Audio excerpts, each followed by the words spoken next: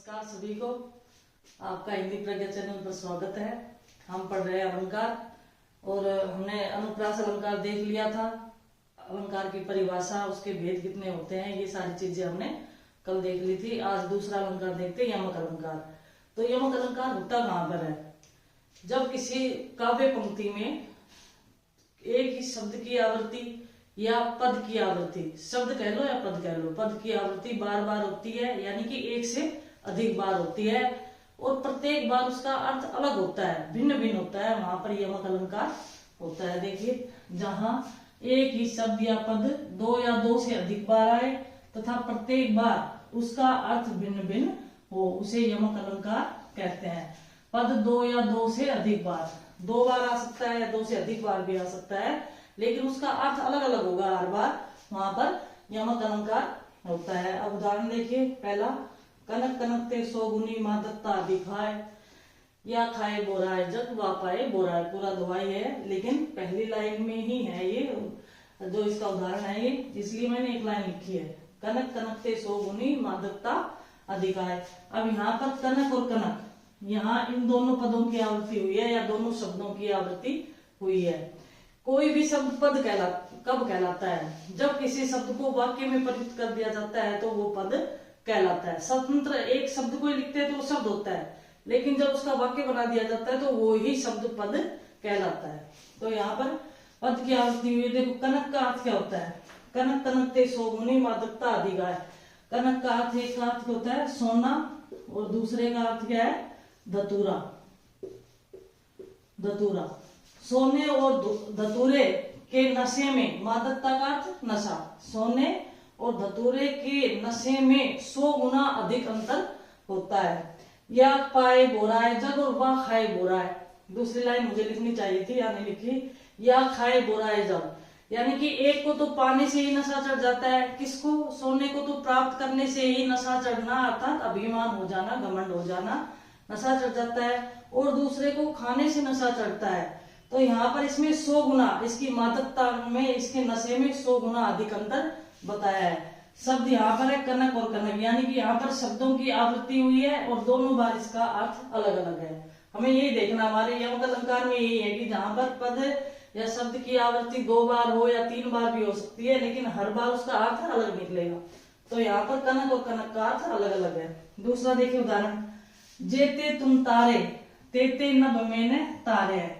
कौन सा शब्द 2 बार आ रहा है? देखो ध्यान से, ये तारे शब्द, तारे शब्द है, ये 2 बार आ रहा है। जेते तुम तारे, कवि कह रहे हैं कि हे भगवान, जितने तुमने तारे हैं, जितने लोगों को तुमने पार उतार दिया है, यानी कि मोक्ष प्रदान कर दिया है, उतने तो आकाश में तारे भी नहीं है। यहाँ पर तारे का अर्थ क्या हो गया? मोक्ष, मोक्ष हो गया। और यहाँ पर तारे का अर्थ क्या हो गया? तारे कह लो या नक्षत्र कह लो, ठीक है ना। तो तारे शब्द यहाँ पर यानी कि तारे शब्द की यहाँ आवृत्ति हुई है और उसका अर्थ अलग अलग है। कवि क्या कह रहे हैं कि हे भगवान, जितने लोगों को आपने पार उतार दिया है, यानी कि मोक्ष दे दिया है, उतने तो आकाश में तारे भी नहीं है। आगे देखो, गुनी गुनी सबके कहे निगुनी गुनी न होत, सुनो कहू तरु अरखते अरख समान उदोत। गुनी गुनी, अब ये तो देखो, ये यहाँ पर शब्दों की आवृत्ति तो है, लेकिन इसका अर्थ एक ही है, अर्थ अलग अलग नहीं है। यानी कि ये अलंकार है ना, ये इस लाइन में तो नहीं है, लेकिन यहाँ पर है ये। गुनी गुनी सबके कहे नी गुनी गुनी न होत। अगर किसी व्यक्ति को सब कहे कि ये गुणी है, गुणी है, निर्गुण व्यक्ति को अगर सब लोग ऐसे कहने लग जाए कि ये गुणी व्यक्ति है, गुणी व्यक्ति, यहाँ तो गुणी गुणी का दोनों अर्थ गुणा, यानी कि गुण वाला व्यक्ति ही है, तो सबके कहने से कोई भी निर्गुणी व्यक्ति है वो गुणी नहीं हो जाता। निर्गुणी व्यक्ति को अगर सब लोग ये कहे कि ये बहुत ही ज्यादा गुणवान है, अच्छा व्यक्ति है, तो वह गुणवान व्यक्ति नहीं हो सकता, इसमें नहीं है। सुनो कहू तरु अरखते अरख समान उदोत। देखो इसमें है अरख, यहाँ पर अरख 2 बार आया है, अरख और अरख। सुनो कहू तरु अरखते, क्या आपने कभी सुना है कि तरु यानी कि पेड़ और अरख का यानी कि आंकड़े का पेड़, तरु अरख, तरु अरख का क्या अर्थ हो गया? आंकड़े का पेड़, अरख समान उदोत। अरख का अर्थ यहाँ पर सूर्य, सूर्य के समान प्रकाशित हो सकता है। क्या कभी आकड़े का पेड़ सूर्य के समान प्रकाशित हो सकता है?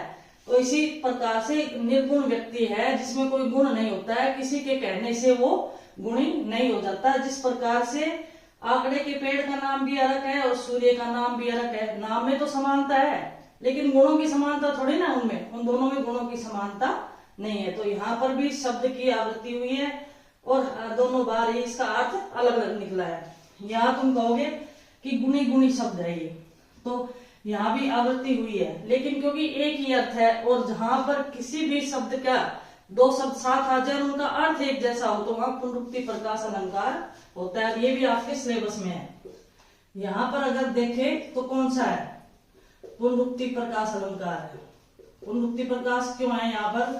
क्योंकि यहाँ पर आवृत्ति तो हुई है शब्दों की लेकिन अर्थ अलग अलग नहीं है। जहां पर अर्थ अलग होगा वहां यमक होगा और जहां अर्थ एक जैसा होगा वहां पुनरुक्ति प्रकाश अलंकार होगा। तो इस शब्द में, इन दोनों शब्दों में गुणी गुणी में पुनरुक्ति प्रकाश अलंकार है। समझ में आया होगा ये। आगे अब इसके भेद देखते हैं। यमक अलंकार के दो भेद होते हैं। यमक का उदाहरण देखते हैं। अभंग यमक, अभंग पद यमक कह दो चाहे अभंग यमक और सबंग यमक, दो भेद है। यमक अलंकार के कितने भेद हैं? दो भेद है। यमक अलंकार के, यमक के दो भेद,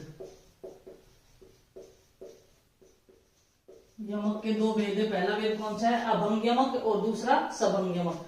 अभंग यमक देखो नाम में ही परिभाषा, अभंग बिना भंग किए, जहां पर शब्द को, जिस शब्द में हम अलंकार देख रहे हैं उस शब्द को बिना भंग किए ही अर्थात बिना तोड़े ही अर्थ निकल जाता है तो उसे अभंग यमक कहते हैं।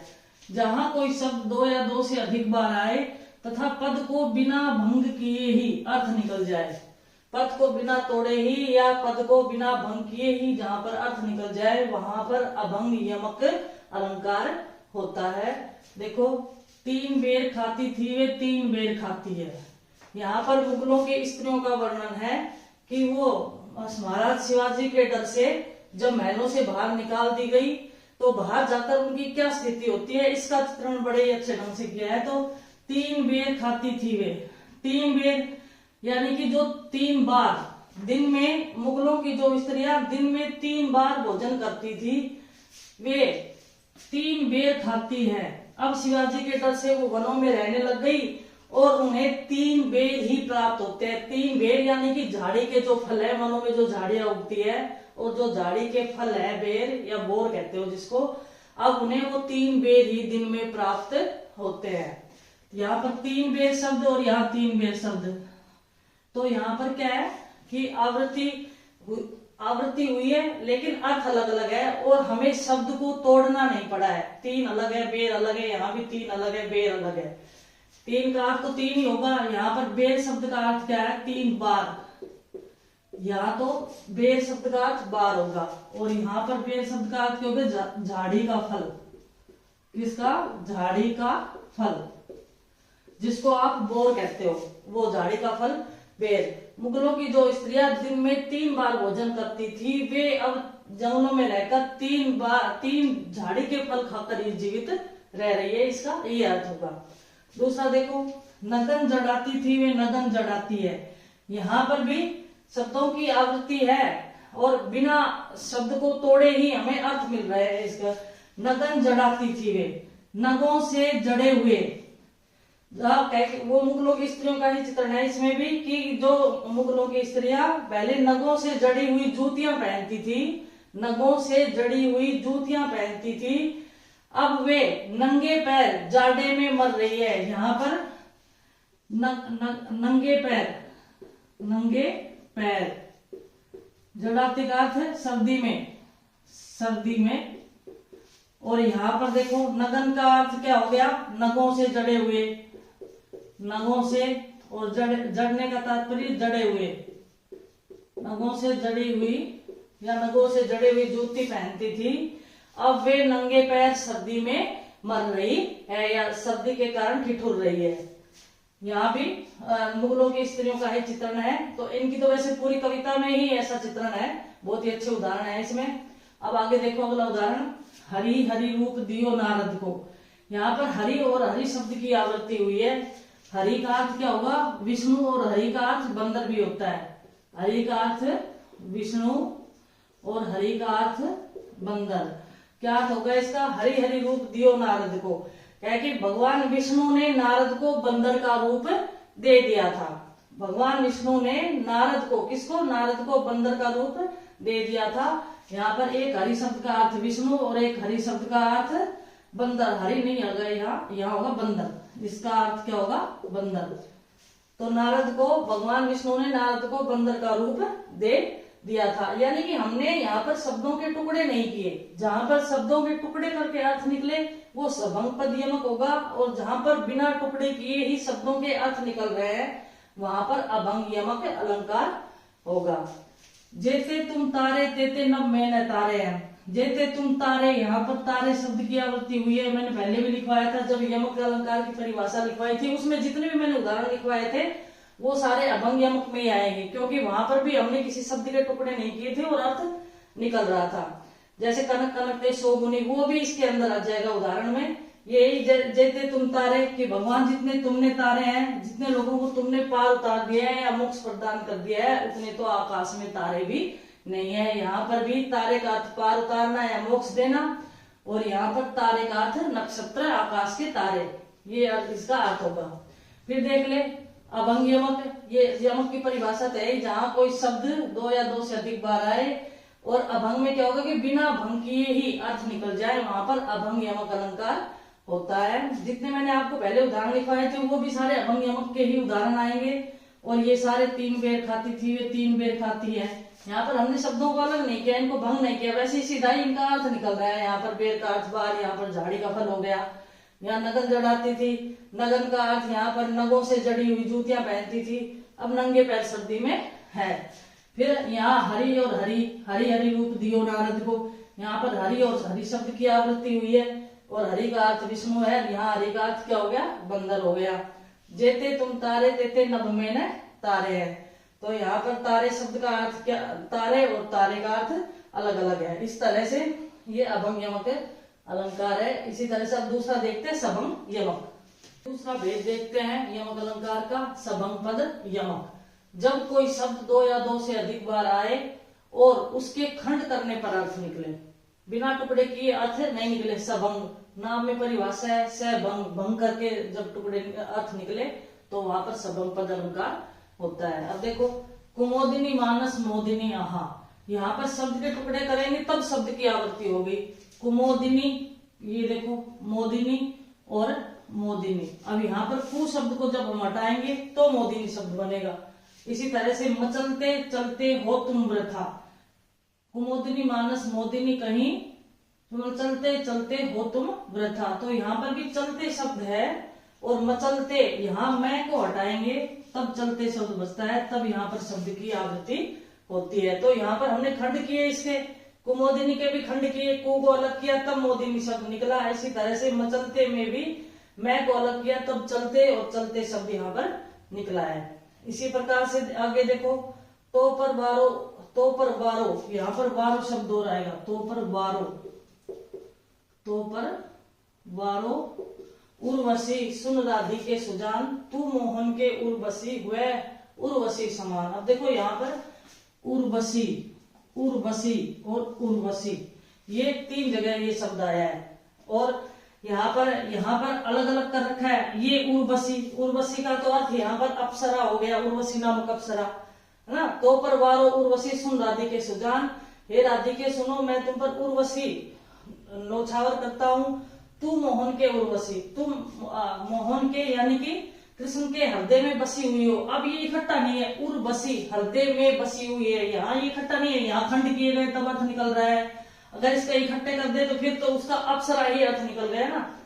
और ये अलग अलग कर रखा है, अलग अलग साथ आया है, उर और बसी, यानी कि हृदय में बसी हुई हो, वह उर्वशी समान, तुम उर्वशी के समान मोहन के हृदय में बसी हुई हो। यहाँ पर तो हृदय में बसना है, यहाँ उर्वशी नायिका के लिए आया है, तो इसलिए यहाँ पर यानी कि शब्द के खंड करने पर इसका अर्थ निकला है। आगे देखो निबल के बलराम है, जैसे निर्बल के, निबल बिना बल का, तो यहाँ पर भी बल बल शब्द है और यहाँ पर भी जब नी को हटाएंगे तो बल शब्द आएगा।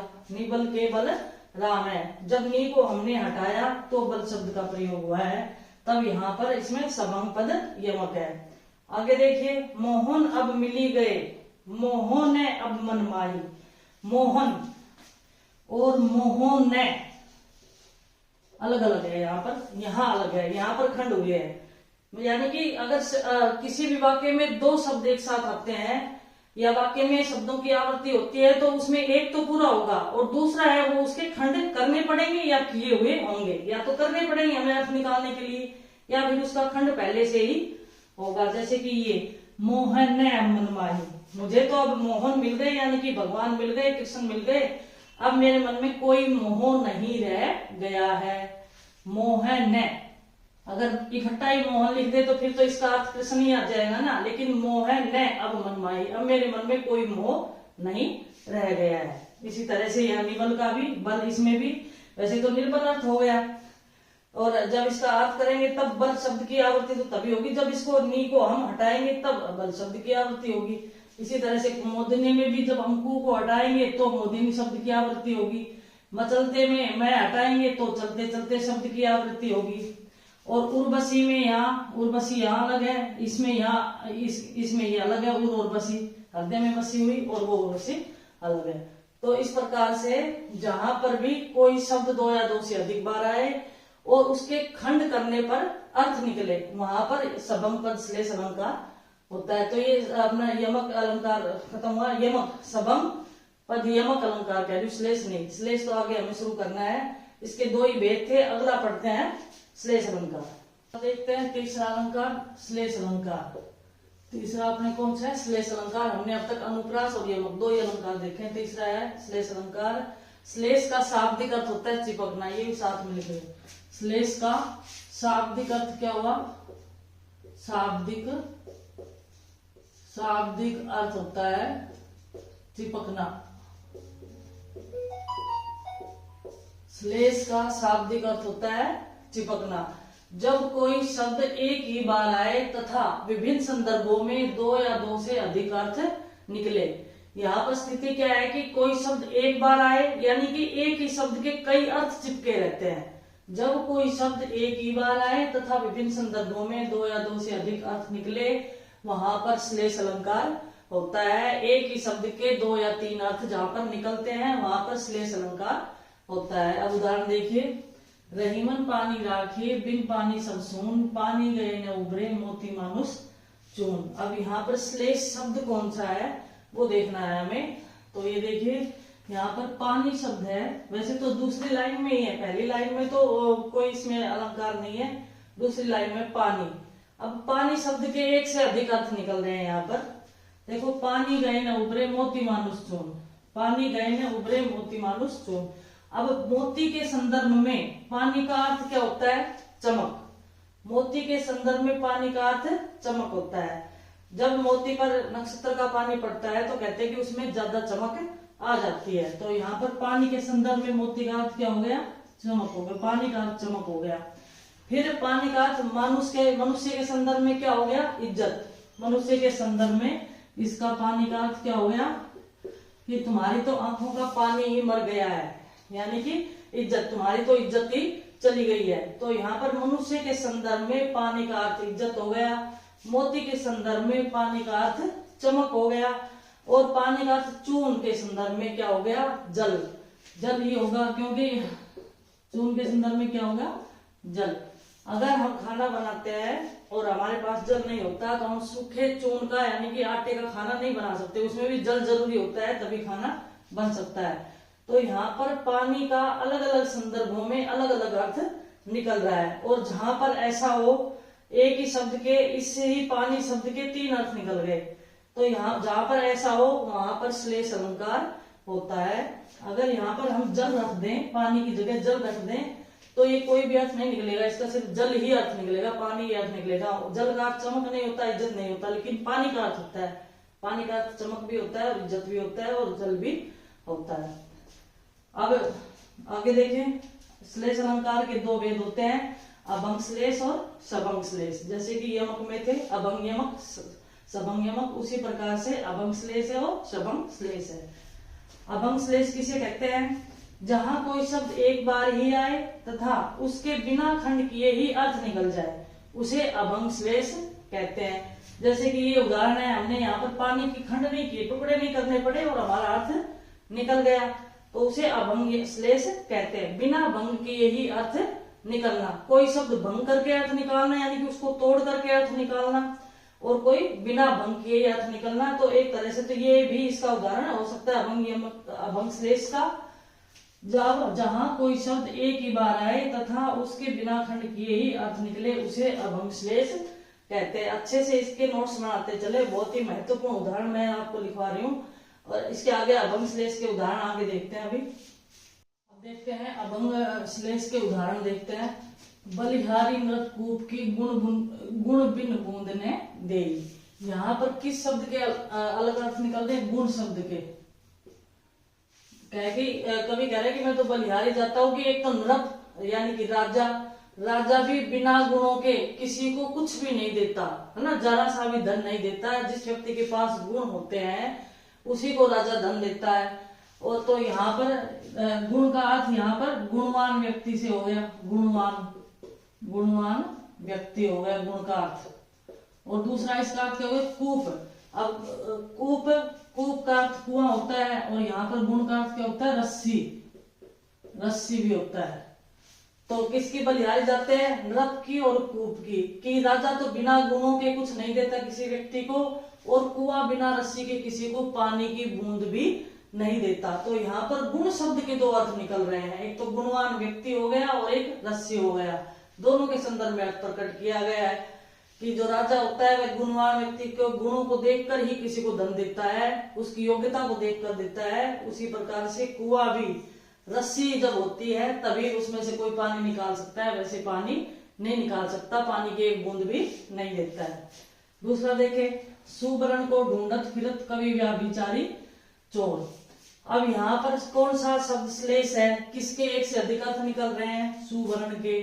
सुवर्ण का अर्थ क्या है? विभिन्न संदर्भों में है। देखो, सुवर्ण कवि के संदर्भ में कवि, व्याभिचारी और चोर, तीन अर्थ इसके निकल रहे हैं सुवर्ण के। कैसे?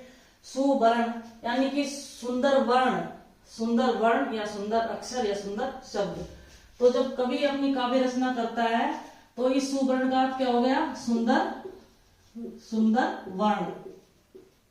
कवि जब काव्य रचना करता है तो वह अपनी रचना में सुंदर वर्णों का, सुंदर शब्दों का प्रयोग करता है। तो कवि के संदर्भ में सुवर्ण का अर्थ क्या हो गया? सुंदर वर्ण। व्याभिचारी होता है कामी व्यक्ति, तो वह सुवर्ण यानी कि सुंदर रंग को देखता है, वह सुंदर स्त्रियों की ओर देखता है। तो यहाँ सुवर्ण का अर्थ सुंदर रंग। जो व्याभिचारी व्यक्ति होगा, जो कामी व्यक्ति होगा, वह सुंदर रंग की स्त्रियों को देखता है। तो यहाँ पर सुवर्ण का अर्थ व्याभिचारी के संदर्भ में क्या हो गया? सुंदर रंग। और सुवर्ण चोर के संदर्भ में क्या होगा? सोना। सुवर्ण यानी कि सोना, क्योंकि सोना धातु भी सुनहरे रंग की होती है, उसका वर्ण भी स्वर्ण रंग जैसा होता है। तो सुवर्ण का अर्थ यहाँ पर चोर के संदर्भ में क्या हो गया? इसका अर्थ सोना, या फिर हम कह सकते हैं धन, सोना या धन। अब देखो, सुवर्ण शब्द के कौन कौन ढूंढता फिरता है? सुवर्ण को ढूंढत फिरत कौन कौन ढूंढता है सुवर्ण को? कवि तो सुंदर वर्णों को ढूंढता है, जब भी अपनी काव्य रचना लिखेगा तो सुंदर अक्षरों का प्रयोग करेगा। व्याभिचारी किसको ढूंढता है? सुंदर रंग की स्त्रियों को, यानी कि सुंदर रंग को महत्व देता है वो। और चोर सोना या धन को ढूंढता रहता है। इस तरह से यहाँ पर सुवर्ण शब्द के कई अर्थ निकले हैं। तो इस शब्द में श्लेष है। श्लेष किस शब्द में है? श्लेष तो यहाँ सुवर्ण में है, यहाँ पर गुण में श्लेष है। आगे देखिए, कदली सीप भुजंग मुख स्वाति 1 गुण 3, जैसी संगति बैठिए तय सोई फल दीन। दूसरी लाइन में तो नहीं है, ये पहली में है। यहाँ पर कौन सा शब्द श्लेष है? पहले तो ये ध्यान रखना है कि यहाँ स्वाति नक्षत्र की एक बूंद होती है, तो स्वाति नक्षत्र की बूंद ये श्लेष पद है। और इसी पद के कई अर्थ निकल रहे हैं, 3 अर्थ निकल रहे हैं। पद या शब्द बार बार मैं बोल देती हूँ तो इसका अंतर आप समझ ले कि पद क्या होता है, शब्द क्या होता है, क्योंकि ये तो इसमें वाक्य में प्रयोग हो गया ना, तो ये सारे पद ही कहलाएंगे। जब कोई हम शब्द स्वतंत्र रूप से लिखते हैं, जैसे कि कमल लिख दिया हमने, स्वाति अलग से लिख दिया तो वो शब्द है। और जब इस तरह से प्रयोग हो गया वो वाक्य में या लाइन में लिखा गया है तो वो पद कहलाएगा यहाँ पर। तो यहाँ पद बोलूं या शब्द बोलूं एक ही बात है। तो यहाँ पर स्वाति जो शब्द है या पद है, इसके 3 गुण बताए हैं। वैसे भी स्वाति 1 गुण 3, इसके 3 गुण क्या क्या बताए हैं कि स्वाति नक्षत्र की बूंद, स्वाति नक्षत्र की बूंद जब कदली पर गिरती है, कच्चा केला, कदली को क्या बोलते हैं, कच्चा केला, तो उसमें केला पक जाता है, ठीक है ना, केला बन जाता है। और सीप पर गिरती है तो उसे क्या बन जाता है, मोती बन जाता है। समुद्र में सीप पड़ी होती है और समुद्र में क्योंकि वो खारा पानी होता है, वहां पर जब बरसात की बूंदें गिरती है, स्वाति नक्षत्र की बूंदें गिरती है, तो उस बूंद से ही उसमें चमक आ जाती है, तो ये मोती बन जाता है। और भुजंग मुख, सांप के मुख में गिरती है तो क्या बन जाता है, जहर बन जाता है, ये जहर। स्वाति नक्षत्र की बूंद के, स्वाति नक्षत्र के पानी के 3 गुण होते हैं। कौन कौन से गुण होते हैं? स्वाति नक्षत्र की बूंद जब कच्चे केले पर गिरती है तो केला पक जाता है, यानी कि केला बन जाता है। अगर सीप पर गिरती है तो मोती बन जाता है, अर्थात पहले तो वो सीप में रहता है और फिर उसमें चमक आ जाती है तो वो मोती बन जाता है। और भुजंग के मुख में गिरती है तो जहर बन जाते हैं। इस तरह से इस एक ही शब्द के 3 अर्थ निकल रहे हैं। जैसी संगति बैठिए तैसो ही फल दीजिए, तो समझाने की कोशिश की है कि आप जैसी संगति में रहेंगे वैसा ही आपका व्यवहार होता चला जाता है। चलो ये अभंग श्लेष के अलंकार। अब यहाँ पर अभंग श्लेष कैसे कि हमने किसी भी शब्द के, ये जो अपना श्लेष शब्द थे, जैसे गुण शब्द है, यहाँ पर सुवर्ण है, यहाँ पर स्वाति है, इसकी हमने टुकड़े नहीं किए, बिना टुकड़े किए ही अर्थ निकल गए हैं, तो यहाँ पर अभंग श्लेष होगा। और दूसरा है सबंग श्लेष। सबंग श्लेष क्या होता है? जहां कोई शब्द एक ही बार आए तथा उसके अलग अलग खंड करने पर अर्थ निकले, वहां पर सबंग श्लेष अलंकार होगा, यानी कि सभंग, भंग सहित, अभंग बिना भंग किए। तो इसके उदाहरण देखते हैं, सबंग श्लेष के उदाहरण आगे देखते हैं। सबंग श्लेष का उदाहरण देखते हैं, बहुत ही मोस्ट इंपोर्टेंट उदाहरण है ये। चिरजीवो जोरी जुरे क्यों ने सने गंभीर, को घटी ये वृष भानुजा वे हलदर के वीर। अब देखो, चिरजीवो, उनकी जोड़ी लंबे समय तक बनी रहे, लंबे समय तक वो जीवित रहे, उनकी जोड़ी बने रहे, क्यों ऐसा न हो, उनका तो स्नेह बहुत ही गंभीर है।